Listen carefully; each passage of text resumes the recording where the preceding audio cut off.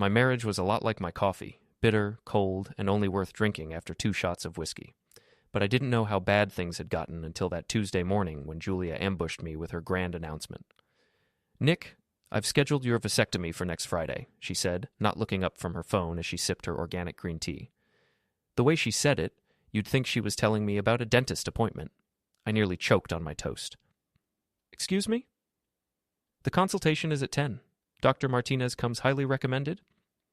Julia finally looked at me, her perfectly manicured eyebrows raised like I was being unreasonable. "It's time we took control of our family planning." "Our family planning? Last I checked, it was still my body attached to those particular parts." She rolled her eyes. "Don't be dramatic, Nick. We've talked about this." "No, Julia, you've talked about this. Usually to your sister, Brianna, loud enough for me to overhear from the kitchen." I set down my coffee cup harder than necessary. "When exactly did my reproductive choices become a committee decision? Since you clearly can't make responsible ones yourself?" Her voice had that sharp edge that meant she was gearing up for a fight. "We're 38 and 34, Nick. We're not having kids. It's time to be practical." Practical. That was Julia's favorite word, right after networking and optimization. Everything in our life had to be practical, optimized, and perfectly curated for her social media presence. "And if I refuse?" She shrugged, already turning back to her phone. "Then you're being selfish. But you won't refuse. You never do." That stung because it was mostly true. For 5 years of marriage, I'd been the accommodating husband, the guy who smiled and nodded when Julia rearranged our living room for the 3rd time in a month, who pretended to enjoy her book club friends and their endless discussions about organic wine and yoga retreats. But this was different. This was my body, and she was treating it like community property. "I'll think about it," I said. "There's nothing to think about. The appointment is confirmed." She stood up, smoothing her designer blazer. "I have to go. The Henderson account presentation is today." Before we dive deeper into this story, I have one small request. Please subscribe, drop a like, comment, and hit that hype button to boost this channel so more people can discover these incredible Reddit stories. After she left, I sat in our pristine kitchen, staring at the appointment card she'd left on the granite counter. "Dr. Martinez, Urology Associates. Friday, 10 a.m. I picked up my phone and dialed. "Urology Associates, this is Melissa."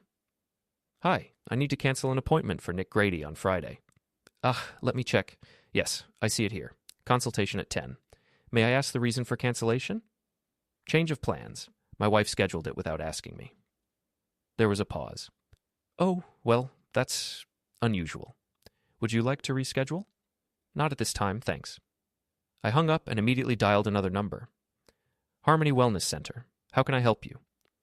"I'd like to schedule a therapy session for my wife, Julia Grady. She's been having some control issues lately." "Of course. We have an opening Friday at 10 a.m. with Dr. Patricia Harris. She specializes in relationship dynamics and communication." "Perfect. And I'd like to pay in advance. Make it non-refundable." "Certainly. Can I get a credit card number?" 20 minutes later, I had confirmation.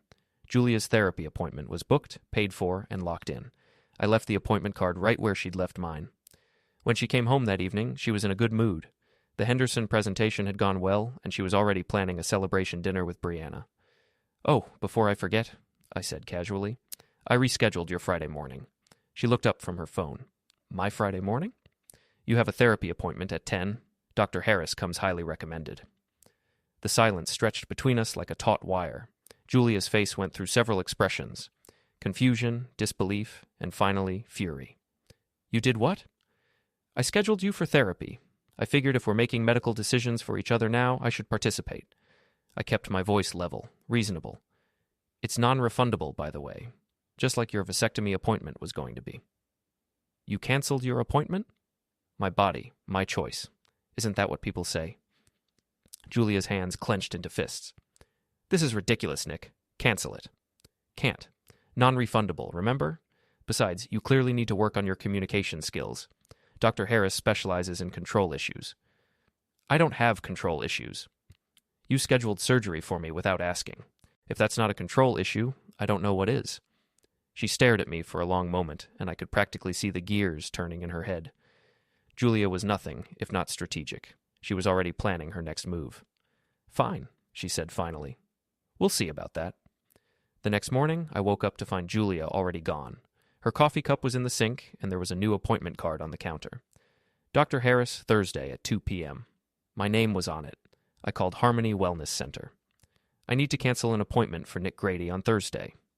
I'm sorry, but that appointment was just rescheduled this morning by your wife. She said you'd both be attending couples therapy. Both of us? Yes, she booked a joint session. Very thoughtful of her. I hung up and immediately called back. This is Nick Grady again. I need to make another change to that appointment. What kind of change? Cancel the couples session? Reinstate the individual appointment for Julia Grady on Friday at 10, and add a note that only Julia Grady can make changes to her appointment. Sir, your wife just called and said, my wife has boundary issues. That's why she needs therapy, individual therapy. By noon, I had confirmation. Julia's solo appointment was back on the books with a security note that only she could modify it. I also took the liberty of emailing Dr. Harris directly. Dear Dr. Harris, my wife Julia has been making medical decisions for me without consent, including scheduling surgical procedures. She may try to manipulate the narrative during your session. I thought you should know the full context of why she's there. Best regards, Nick Grady. When Julia came home that evening, she was already on the phone with Brianna. He's being completely unreasonable, she was saying as she walked through the door. First he cancels his appointment, then he books me for therapy like I'm some kind of mental patient. She noticed me listening and lowered her voice, but not enough. I tried to fix it, but he called them back and locked me out of making changes. Can you believe that? It's like he's trying to gaslight me. I waited until she hung up. How was work, honey? She glared at me. Don't honey me. This isn't over, Nick. I know. You're going to therapy on Friday to work through your feelings about it. That night, Julia spent 2 hours on the phone with Brianna, plotting their next move. I could hear them through the bedroom door, their voices rising and falling like a war council planning an invasion. The next morning, I checked my email and found a message from Dr. Harris. Mr. Grady, your wife contacted me yesterday with some concerning information about your relationship dynamic. She mentioned incidents of manipulation and emotional abuse. I think it would be beneficial for you to join the session on Friday so we can address these issues together. I stared at the screen, feeling something cold settle in my chest. Julia hadn't just tried to outmaneuver me, she'd tried to paint me as an abuser. I picked up my phone and called my best friend Pete. He'd been a cop for 15 years before becoming a private investigator, and he had a talent for seeing through people's games. Pete, I need a favor. What kind of favor? The kind that involves my wife trying to destroy my reputation. I'll be right over. Pete arrived 20 minutes later with coffee and a grim expression. After I explained the situation, he shook his head. Nick, this isn't about a vasectomy anymore. Julia's escalating because you stood up to her, and she doesn't like it. People who are used to controlling everything don't back down when challenged. They double down. So what do I do? Document everything, and maybe start paying attention to what else she's been doing behind your back. What do you mean? Pete gave me a look I remembered from his cop days. When someone's willing to lie to a therapist about domestic abuse, they're usually lying about other things too. How well do you really know your wife, Nick? I thought about Julia's late nights at work, her new gym membership, the way she guarded her phone like it contained state secrets. I'm starting to think I don't know her at all. The next few days passed in tense silence. Julia went to work, came home late, and spent her evenings texting furiously while pretending to watch Netflix. I worked from home, managing IT systems for small businesses and trying to figure out what my wife was really up to. On Thursday evening, she made her move. I've been thinking about our situation, she said over dinner, takeout Chinese that we ate in silence at opposite ends of our dining table. Maybe we should try couples counseling after all. You mean after you told Dr. Harris that I was emotionally abusive? She had the grace to look slightly ashamed. I was upset. I may have overstated things. You think? The point is, we need professional help. Our communication has broken down. I set down my chopsticks. Julia, our communication was fine until you decided to schedule surgery for me without asking. Everything that happened after that was you escalating because I said no. That's not how I remember it. Of course it isn't. She leaned forward, and for a moment, I saw a flash of the woman I'd married. Vulnerable, uncertain, maybe even sorry. Nick, I don't want to fight anymore. Can't we just go to counseling together and work this out? I almost said yes. Almost fell back into the old pattern of accommodating Julia to keep the peace. But then I remembered Pete's words about people who were used to controlling everything. You still have your individual appointment tomorrow, I said. Keep it, work on your control issues. Then maybe we can talk about couples therapy. The vulnerable expression vanished, replaced by something harder. Fine, but this isn't over. I know, you keep saying that. Friday morning, Julia left for work without saying goodbye. I spent the morning working on a server migration for a local restaurant, trying not to think about what she might be telling Dr. Harris. Around 11, my phone buzzed with a text from Pete. Coffee? I have some information you might find interesting. We met at Murphy's Diner, a greasy spoon that served the best coffee in town and minded its own business. Pete was already in a corner booth when I arrived, looking like he had news. So I did a little digging into your wife's recent activities, he said without preamble. Nothing illegal, just public records and social media. And? Julia's been checking in at Apex Fitness 3 times a week for the past 2 months. Always late evening, always on the same days. I frowned. She mentioned joining a gym, but I didn't know she was going that regularly. Here's the interesting part. Pete slid his phone across the table. Look at this. It was a screenshot from Instagram, a guy with perfect abs and too much hair gel posing in front of gym equipment. The caption read, "Late night training session with a very dedicated client. Some people really know how to work their core. Personal training, or dedication. 1. Results. Who is this? Tyler Brooks. He owns Apex Fitness, local fitness influencer, about 15,000 followers. Thinks he's the next Joe Rogan meets Arnold Schwarzenegger. I studied the photo. Tyler looked like every gym bro cliche rolled into one person. Spray tan, protein shake, probably called everyone bro, unironically. This doesn't prove anything, I said, but something was nagging at me. Look at the timestamp. Tuesday night, 9:47 p.m. What time did Julia get home Tuesday? I thought back. Around 10:30. She said she had to stay late for a project. Pete nodded. Wednesday night, same thing. Instagram post at 9:52, Julia home at 11. And before you ask, yes, I checked. Her car was definitely at Apex both nights. The nagging feeling grew stronger. She could legitimately be working out. Could be. But look at this. Pete swiped to another screenshot. This is from the gym's Facebook page. Group fitness classes end at 8 p.m. Personal training sessions are by appointment only, and according to their website, they stop taking appointments after 9. So what's she doing there so late? That's what I was hoping you could tell me. I stared at Tyler's smug face on the phone screen. Something about his expression bothered me. Too satisfied, too knowing. I need to see this for myself. I was hoping you'd say that. Julia's pattern says she'll be there tonight around 9:30. Want to take a drive? That evening, I told Julia I was going out for drinks with Pete. She barely looked up from her phone. Have fun. Don't wait up. I'm going to the gym after I finish this report. Working late on a Friday?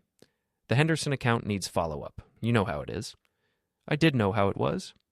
Julia was many things, but she'd never been a good liar. Pete picked me up at 8:30, and we drove across town to Apex Fitness. It was in a strip mall between a nail salon and a pizza place, all chrome and glass with motivational slogans painted on the windows. There, Pete said, pointing to the parking lot. Silver BMW. That's Julia's car. Sure enough, her car was parked near the back of the lot, away from the streetlights. The gym's main lights were off, but I could see a faint glow from the back room. Now what? Now we wait and see what happens. We didn't have to wait long. Around 10:15, the back door opened, and Julia emerged with Tyler Brooks. Even from across the parking lot, their body language was unmistakable, standing too close, his hand on her lower back, her looking up at him with an expression I hadn't seen in years. They talked for a few minutes. Then Tyler leaned down and kissed her. Not a friendly peck. A real kiss. The kind that made my stomach clench with something between rage and humiliation. I'm sorry, man, Pete said quietly. I watched my wife of 5 years kiss another man in a darkened parking lot, and all I could think was how much sense it made. The late nights, the phone guarding, the sudden interest in fitness, the vasectomy demand. She wanted me to get snipped so she could sleep with Jim Bro without worrying about consequences, I said. Looks that way. Julia and Tyler separated, and she walked to her car. Tyler went back inside through the rear entrance. I slumped down in Pete's passenger seat as Julia drove past us, heading home to continue the charade. What do you want to do? Pete asked. I thought about confronting her directly, demanding explanations, fighting it out like adults. Then I thought about the therapy appointment, the lies she'd told Dr. Harris, the way she'd tried to manipulate the narrative to make me look like the problem. I want to give her a taste of her own medicine. Meaning? Julia likes to play games and control information. Let's see how she handles it when someone else controls the narrative for a change. Pete grinned. Now you're talking. What did you have in mind? I pulled out my phone and opened the neighborhood Facebook group, Riverside Community Connection.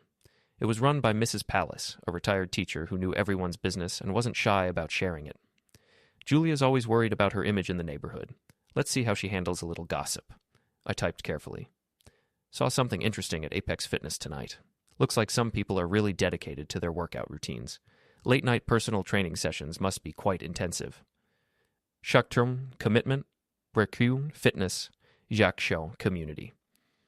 It was vague enough to be innocent, but specific enough that anyone who knew Julia worked out there would start connecting dots. How I added a winking emoji and posted it. That's it? Pete asked. That's just the beginning. Julia taught me something important this week. Sometimes the best revenge is making someone face the consequences of their own choices. My phone buzzed with the first comment on my post. Mrs. Pallas had responded with 3 thinking face emojis and a comment. Very dedicated indeed. Some people really go the extra mile for fitness. By the time I got home, the post had 6 comments and 12 reactions. Julia was in the bedroom, supposedly reading, but I could tell she was waiting to see what time I came in. How were drinks? She asked without looking up. Educational. How was the gym? Good workout. Tyler really pushes his clients. I bet he does. She glanced at me sharply, but I kept my expression neutral. Let her wonder what I knew and when I'd figured it out. Julia had spent the week trying to control information and manipulate situations. Now it was her turn to be in the dark. I checked Facebook one more time before bed. My post was up to 23 reactions and 11 comments, including one from Brianna. Some people have such interesting hobbies. The gossip mill was already turning, and Julia had no idea what was coming. Saturday morning brought the first real sign that my little Facebook post had hit its target. Julia was at the kitchen table, scrolling through her phone with increasing agitation. People in this neighborhood need to mind their own business, she muttered. Something wrong? Mrs. Pallas is being weird on Facebook, making cryptic comments about fitness and dedication. I don't know what her problem is. I poured myself coffee and glanced over her shoulder. My post from the night before had grown to 47 reactions and 23 comments. The neighborhood gossip network was in full swing. Mrs. Pallas had added a new comment. I always say you can tell a lot about someone's character by how they handle their commitments. Some people are very flexible in their interpretations. Brianna had responded, Flexibility is so important, especially for those late-night workout sessions I keep hearing about. Maybe they're just talking about fitness in general, I suggested innocently. Julia shot me a suspicious look. Since when do you care about neighborhood Facebook drama? I don't, but you seem upset about it. She was saved from answering by her phone ringing. The caller ID showed Tyler's name, and she quickly declined the call. Spam, she said, but her face had gone pale. My phone buzzed with a text from Pete. Check your email. Sent you something interesting. I excused myself to the home office and opened Pete's message. It contained several screenshots from Tyler's Instagram story, pictures from last night that he'd apparently deleted this morning. One showed the interior of his gym after hours, captioned, Private sessions hit different. Another was a selfie with the text, Some clients are worth staying late for.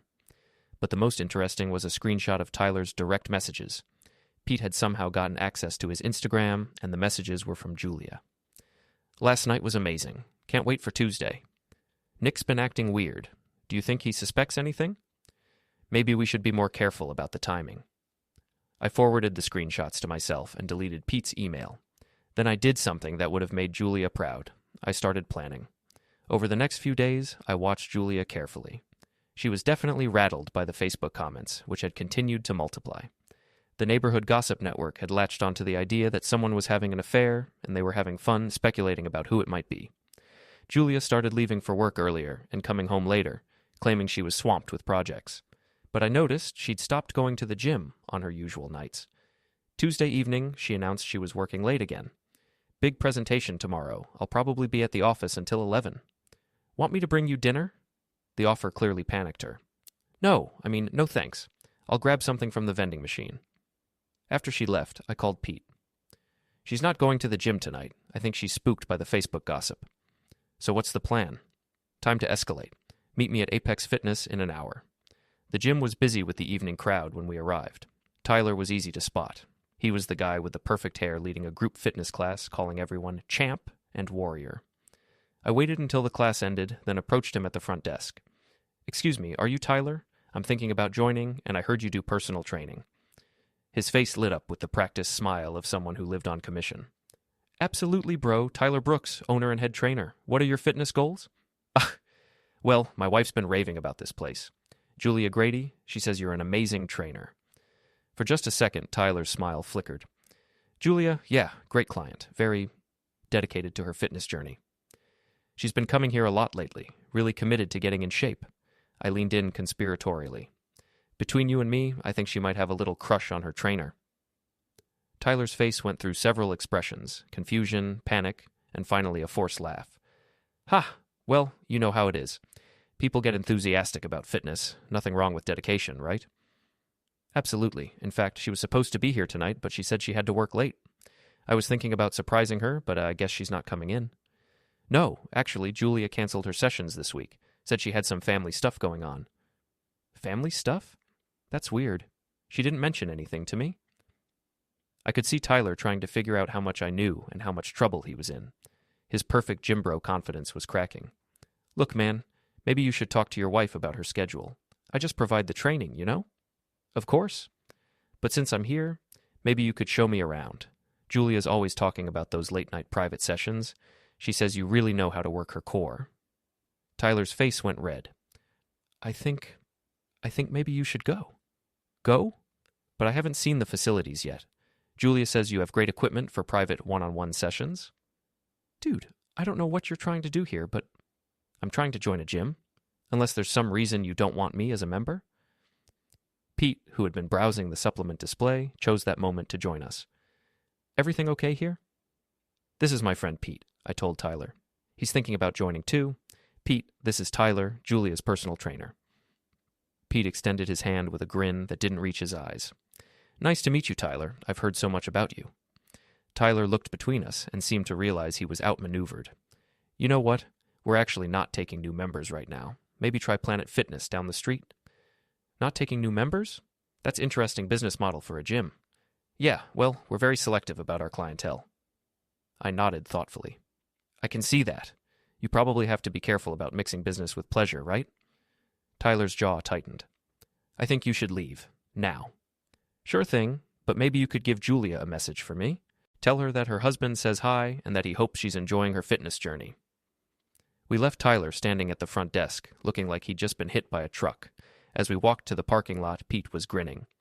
"That was beautiful, man. Did you see his face when you mentioned the late-night sessions? Phase 1 complete. Now for Phase 2.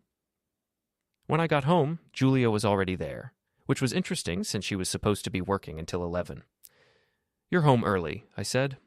"The presentation got postponed. How was your evening?" "Good. Went to check out that gym you're always talking about, Apex Fitness." Julia froze. "You went to my gym?" "I was thinking about joining. Met your trainer, Tyler. Interesting guy." "What did you say to him?" The panic in her voice was unmistakable. Julia was realizing that her carefully constructed lies were falling apart. "Just asked about membership." "Why? Is there something I should know about Tyler?" She stared at me for a long moment, and I could see her trying to figure out how much I knew. Finally, she shook her head. "No, nothing. I'm just protective of my workout space. It's my thing, you know? I understand. Everyone needs their private space for personal activities." That night, Julia spent 2 hours on the phone with Brianna, speaking in hushed tones. I couldn't make out the words, but the tone was pure panic. The next morning, I checked the neighborhood Facebook group. Mrs. Palace had posted a new update. "Ladies, be careful about those late-night gym sessions. You never know who might show up unexpectedly. Everna Neighborhood Watch, year on safety first." The comments were already pouring in, and several people were tagging Julia directly, asking if she was okay and if she needed to talk about anything. Julia's carefully managed image was starting to crack, and she knew it. But the best part was yet to come. I opened my laptop and started typing an email to Tyler Brooks. It was time to turn up the heat. The email I sent to Tyler was simple and direct. "Hi, Tyler. This is Nick Grady, Julia's husband. We met yesterday at your gym. Now, I wanted to follow up on our conversation about membership and personal training. I'm particularly interested in the kind of specialized after-hours sessions you've been providing my wife. I think we should discuss this further. I'll stop by tomorrow evening around 9 p.m. when you are usually available for private consultations.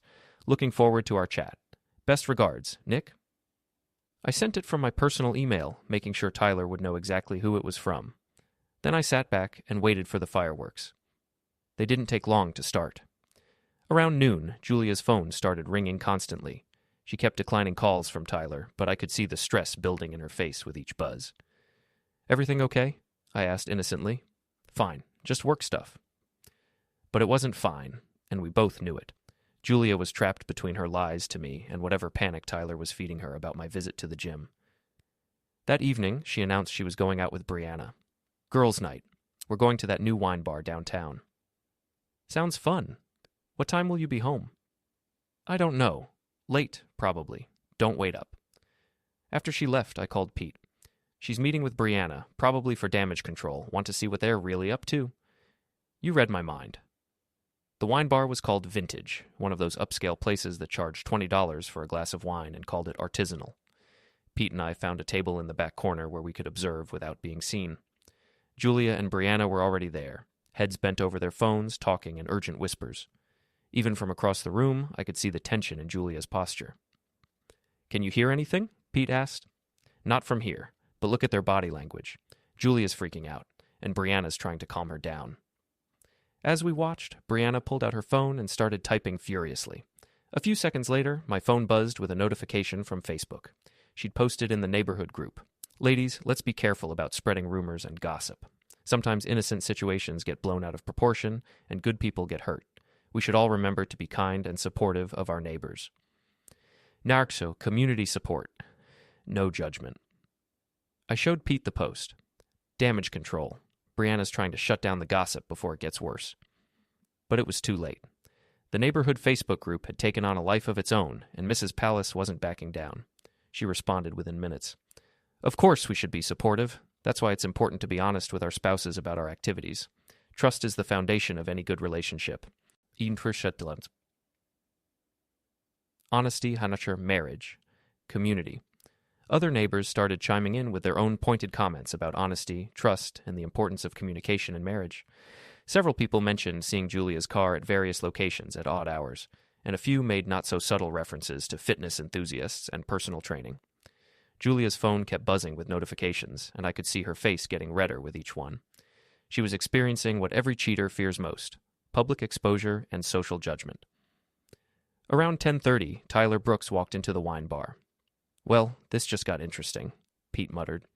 Tyler looked around nervously before spotting Julia and Brianna. He walked over to their table, and even from our distance, I could see the heated conversation that followed. Julia was gesturing angrily, probably telling Tyler about my visit to the gym and the Facebook drama. Tyler looked like he wanted to be anywhere else in the world. Brianna was trying to mediate, but it was clear that panic was setting in for all three of them. After about 10 minutes, Tyler stood up abruptly and left. Julia buried her face in her hands, and Brianna moved to sit next to her, rubbing her back. "Think they're figuring out that their secret isn't so secret anymore?" Pete asked. "I think they're realizing that controlling information is a lot harder when you're not the only one playing the game." We left before Julia and Brianna, but not before I took a few discreet photos of Tyler's dramatic exit. Nothing invasive or inappropriate, just clear shots of him leaving the wine bar where my wife was having her girls' night. When Julia came home around midnight, she was drunk and emotional. "Nick, we need to talk," she slurred, sitting heavily on the edge of our bed. "About what?" "About us. About our marriage. About things." I sat up, curious to see how she was going to play this. "What kind of things?" I think maybe we should separate for a while. Take some time to figure out what we really want." "That's interesting timing. Any particular reason why?" She was quiet for a long moment, staring at her hands. "We're not happy, Nick. We haven't been happy for a long time." "I've been happy, or at least I was until recently." "Come on, you can't tell me you haven't noticed how distant we've become." "You're right. I have noticed. I've noticed you working late 3 nights a week. I've noticed you guarding your phone like it contains nuclear codes. I've noticed you're suddenly very interested in fitness and personal training." Julia's face went pale. "What are you saying?" "I'm saying that if you want to separate, you should probably be honest about why." "I don't know what you think you know, but I know about Tyler." The words hung in the air between us like a bomb waiting to explode. Julia stared at me, and I could see her mind racing, trying to figure out how much I'd discovered and how she could spin it. "Tyler's just my trainer." Julia, I saw you, last Friday night, in the parking lot at Apex Fitness. I saw you kiss him. She crumpled like a deflated balloon, all the fight going out of her at once. How long have you known? Long enough. The question is, what are you going to do about it? I don't know. I'm so confused, Nick. I never meant for this to happen. But it did happen. And instead of being honest with me, you tried to manipulate me into getting a vasectomy so you could continue your affair without consequences. It wasn't like that. Then what was it like? She couldn't answer because we both knew exactly what it had been like. Julia had wanted to have her cake and eat it too, keep the stability of marriage while enjoying the excitement of an affair. So, what happens now? She asked. Now you get to experience what it's like when everyone knows your business. The neighborhood's been talking, Julia. Your perfect image is cracking, and there's nothing you can do to stop it. You told people? I didn't have to tell anyone anything. Your behavior spoke for itself. People aren't stupid, Julia. They notice patterns. She started crying then, messy tears that ruined her makeup and made her look younger and more vulnerable than she had in years. I'm sorry, Nick. I'm so sorry. I know you are, but sorry doesn't fix this. What do you want me to do? I looked at my wife of 5 years, crying on our bed, and felt something shift inside me. The anger was still there, but it was mixed with something else now. Pity, maybe, or just exhaustion. I want you to face the consequences of your choices. All of them. The lies, the manipulation, the affair. I want you to own what you've done instead of trying to spin it or control it or make it someone else's fault. And then what? Then we'll see what's left to salvage. But even as I said it, I knew there wasn't much left to salvage. Julia had burned too many bridges, told too many lies, hurt too many people. The neighborhood gossip was just the beginning of her problems. Tomorrow, I was going to make sure Tyler Brooks learned what happened when you messed with someone else's marriage. And Julia was going to learn that actions have consequences, even for people who think they're too smart to get caught. The next morning, Julia was gone before I woke up. She'd left a note on the kitchen counter. Staying at Brianna's for a few days. Need time to think? I crumpled the note and tossed it in the trash. Julia could think all she wanted, but thinking time was over. It was time for consequences. I spent the morning working, but my heart wasn't in it. Around noon, Pete called. You see Tyler's Instagram lately? No, why? Check it out. Looks like our boy is having a meltdown. I opened Instagram and found Tyler's account. His latest story was a rambling video of him at the gym, talking about haters and people who don't understand the fitness lifestyle. He looked haggard, like he hadn't slept.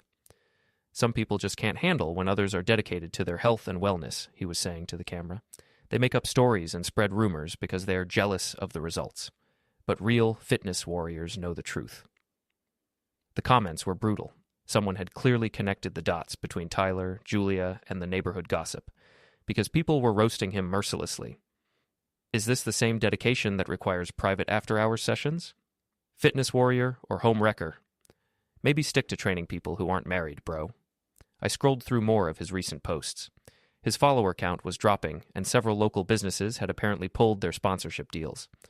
Tyler's carefully crafted influencer image was collapsing in real time. My phone rang. It was Julia. Nick, you have to make this stop. Make what stop? The Facebook posts, the Instagram comments, all of it. People are being cruel.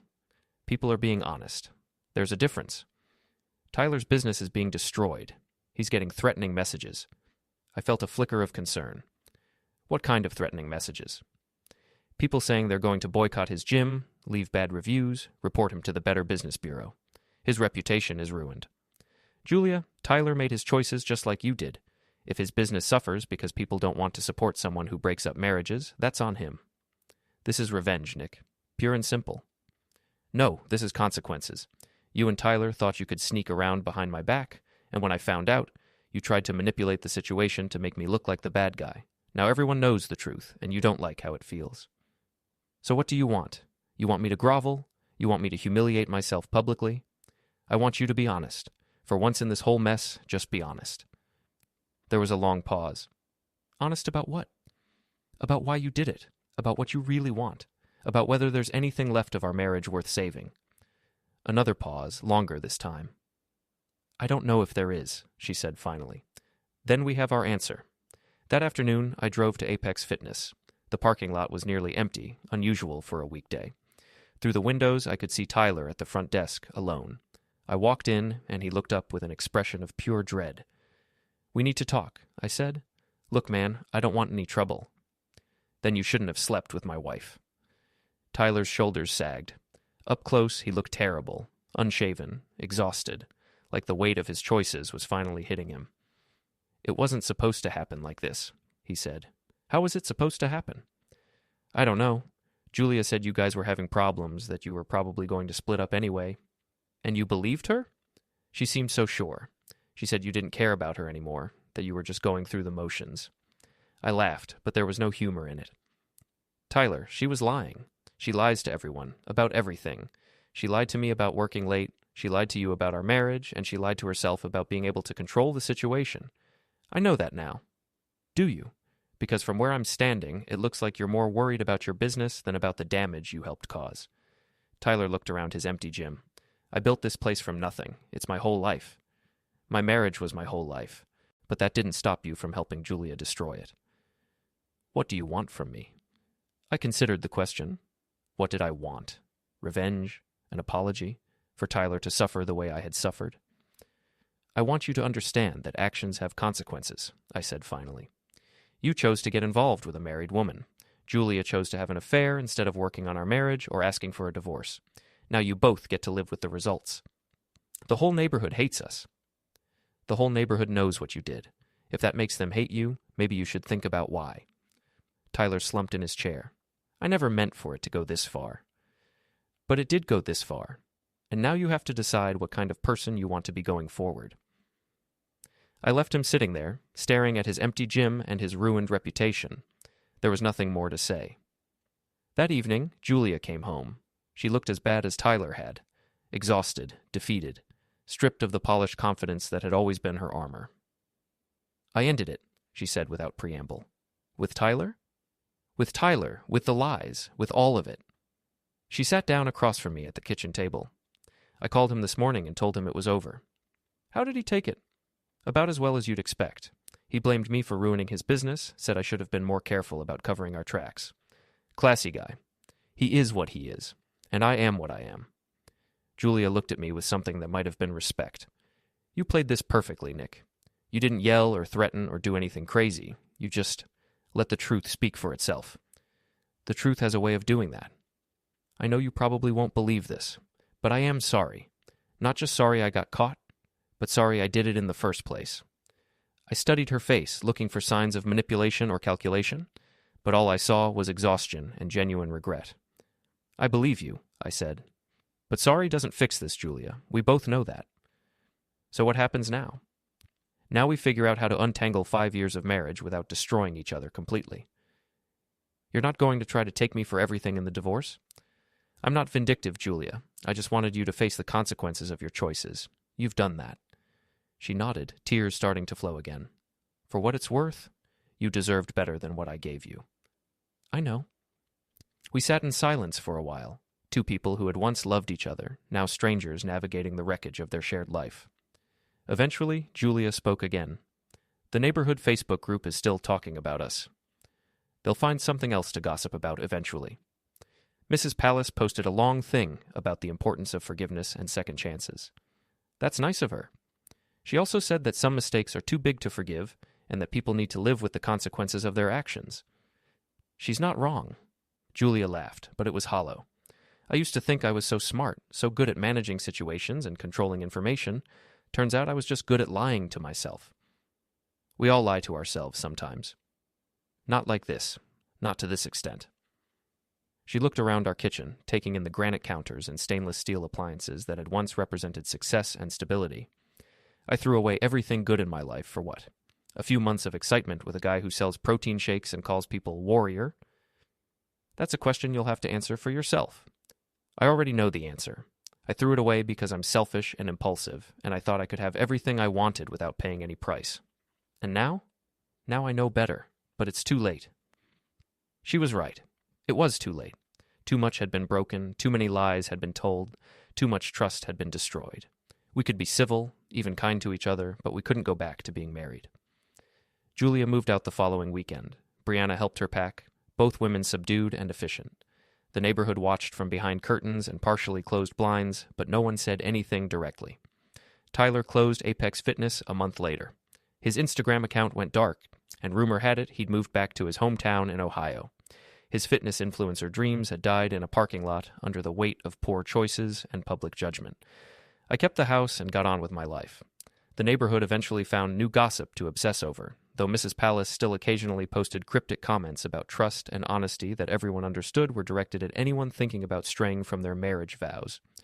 Julia found a new job in another city and started over. We spoke occasionally, handling divorce paperwork and dividing assets, but always kept it brief and businesslike. 6 months later, I was having coffee at Murphy's Diner when Pete slid into the booth across from me. "You know," he said, "I always thought you handled that whole situation perfectly." "Did I?" "You could have gone nuclear. Could have hired a lawyer and tried to destroy her financially. Could have posted those screenshots all over social media and really humiliated her."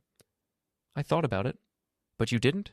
You just let the truth come out naturally and let people draw their own conclusions." It seemed like enough. It was enough. Julia lost her marriage, her reputation, and her boyfriend. Tyler lost his business and had to leave town. And you? You got your dignity back and learned exactly what kind of person you married. "Lucky me." Pete grinned. "Hey, at least you didn't get that vasectomy." I laughed despite myself. "True, though at this point I'm not sure that matters." "It might matter someday. You never know what the future holds." He was right, of course. I didn't know what the future held, but I knew one thing for certain. Whatever came next, I'd face it with my eyes open and my dignity intact. Julia had taught me an important lesson about consequences, even if she hadn't meant to. Actions have results, lies have costs, and sometimes the best revenge is simply letting people experience the natural outcome of their choices. The consultation war was over, and everyone had learned something about themselves. Whether they liked what they'd learned was another question entirely.